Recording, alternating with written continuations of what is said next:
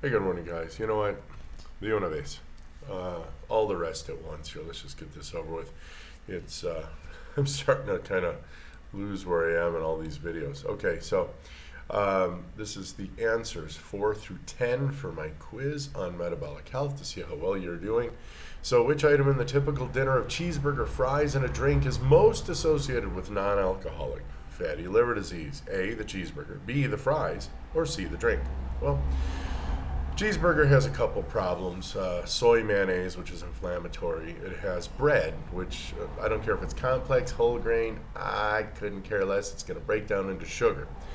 That's not so much a bad thing as most of it's glucose, and that's going to bust out and be used by every cell in the body.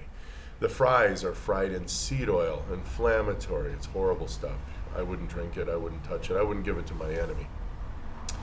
And frying potatoes does something special to them. I can't remember what it is, but it's just all bad. But again, still, it's a lot of glucose. Here's the problem, your little drink.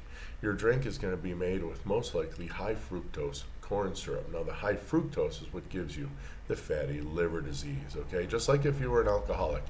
And sadly, we give this garbage to our children. Children are running around, no kidding, with non-alcoholic fatty liver disease. That's a bad thing. Okay, so do greenish bananas have fewer carbohydrates than yellowish bananas? The answer is no, unless you're a nuclear physicist and you've bombarded it with some kind of neutron or something. No, inside its little case, the banana has all the carbohydrates it will ever have, and you can't add them or take them away. Now, what happens between green and yellow and brown is it will taste different to you because the starches in the green banana break into simple glucose in the yellow banana, and then it actually starts to taste pretty bold and fermented in the very brown bananas. So sorry, no points there. You will eat the same carb load. So you may as well eat them while they're delicious rather than, the pasty, starchy green ones. 6, are complex carbohydrates better for you than simple carbohydrates? No. Complex just means there's just a chain of them, and the saliva in your mouth breaks those out into glucose in a heartbeat. Not a problem at all. I wouldn't waste my time with complex carbohydrates. Just eat fatty meat and eggs, you'll be fine. A little bit of veg, right? 7, is there such a thing as an essential carbohydrate? No. Go ahead, look it up. Not in the literature. In fact, if you look at the triglyceride chain with the, I believe they are, I forget what the actual squiggly 3 chains. They're triglyceride. Well, it's got to be a glyceride backbone. And I can't remember the chains coming off. They also might be glycerides. I think it's a glycerin backbone and glycerides. I don't memorize all this like needless stuff. You shouldn't either. Just eat fatty meat and eggs, a little bit of veg, and cut out all sugars, grains, seed oils, and refined foods. Eat till you're full. Don't eat again till you're hungry. Ta-da, life's good. So essential carbohydrates. Fat technically is a carbohydrate. Look up the fat molecule, and you're just going to see carbon, hydrogen, and oxygen. You're not going to see any nitrogen. That would be a protein. Cool. 8, breakfast is the most important meal of the day. Well, yes and no. But the idea of breakfast being the important meal of the day, like the one that you eat like seconds after you get up out of bed, no, absolutely not. That's horrible. Your body's already taken care of that. It's pumped cortisol into your system. It has already raised your glucose levels to get your day started. You don't need to pile it on with milk if orange juice sugar, cereal sugar, sugar on that cereal sugar. My God, if you ate bacon and eggs, you'd be a step ahead. But no, don't eat till you're hungry, and then break your fast. So breakfast is an important meal in any day or in any week because you eventually have to break your fast. Yeah, that's where that word comes from. How fun. 9, running or jogging will make you lose more weight than will walking. Will running and jogging make you lose more weight? Actually, false. Now, we think weight in terms of fat. Running and jogging creates a lot of extra adrenaline because your body thinks it's being chased by a lion. Different metabolism. It won't deal with the fat because your body will be busy either burning off glycogen or making sugar called gluconeogenesis. And you're going to feel kind of tired, and maybe you get that afterburn, you feel pretty good, and then all of a sudden you crash a little bit, and then you have to eat something. Oh, carbs. Yeah, no. Walking is much better. Walk for half an hour to an hour. Get yourself in. Get some. Get 2 or 3 miles in, and your body stays aerobic. You're not out of breath. Your body doesn't feel threatened. We're walkers. We used to walk our prey to death, quite literally.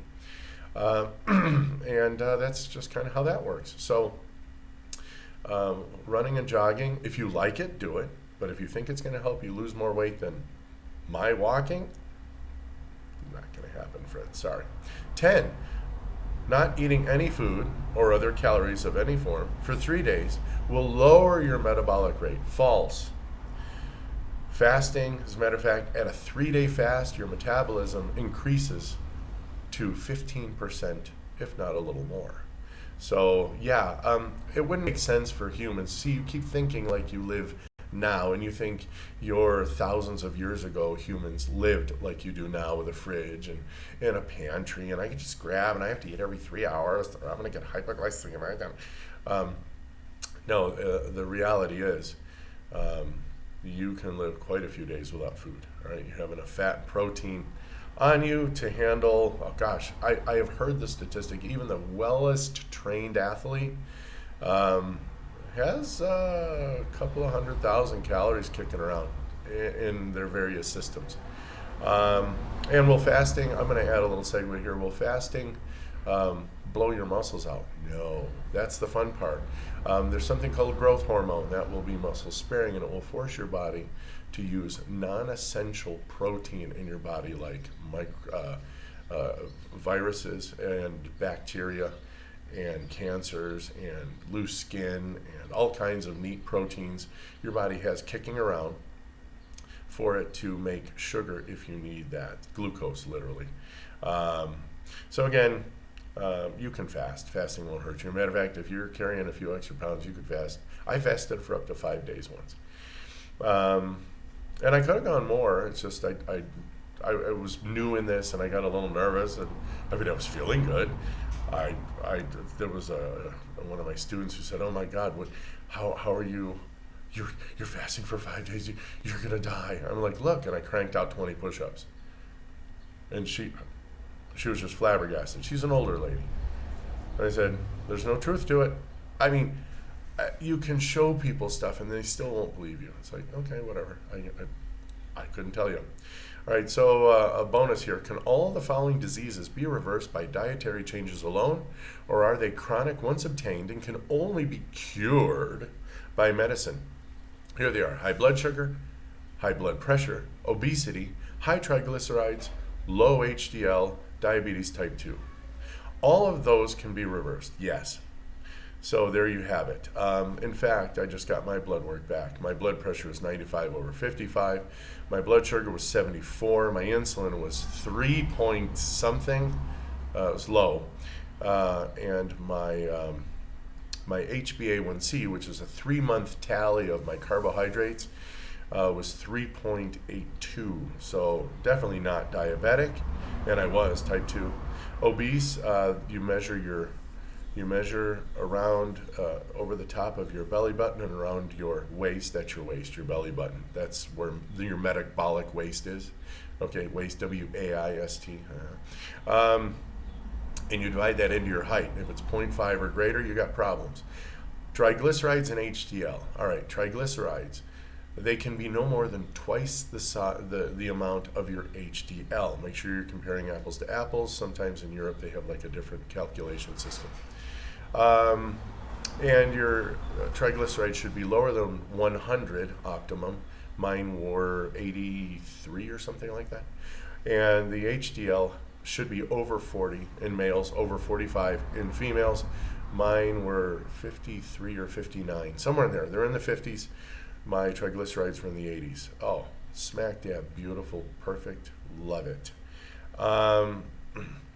So here we go. If you scored 6 or less, you need to get how your body works. You got to stop talking to fat doctors and fat nutritionists, because obviously if they knew what the hell they were talking about, they wouldn't look like they do. If you scored 7 through 9, you're on track. You probably studied a couple of videos or watched me. If you scored 10, you didn't need to have taken this quiz. Congratulations. All right, so that's it. That's how my little quiz goes, and I'll be uploading my video on my weight today. It rebounded slightly, but I'm sitting at 190 pounds. Matter of fact, I may just put that in the comments or in the title so I can look. Every Friday I kind of put my weight out there just so I can look. I know it's important to a lot of people. I still kind of like, well, it's kind of neat to know, even though I don't need to know it. It has nothing to do with my metabolic health, especially now. So yeah, I've been a year and a week on this thing, and going strong, man, going strong. No worries. Today, gonna eat some eggs, gonna eat some cheese, and gonna eat a bunch of steak until I'm comfortably stuffed. And man, life's fun. All right, be well, guys. We'll talk soon. Bye.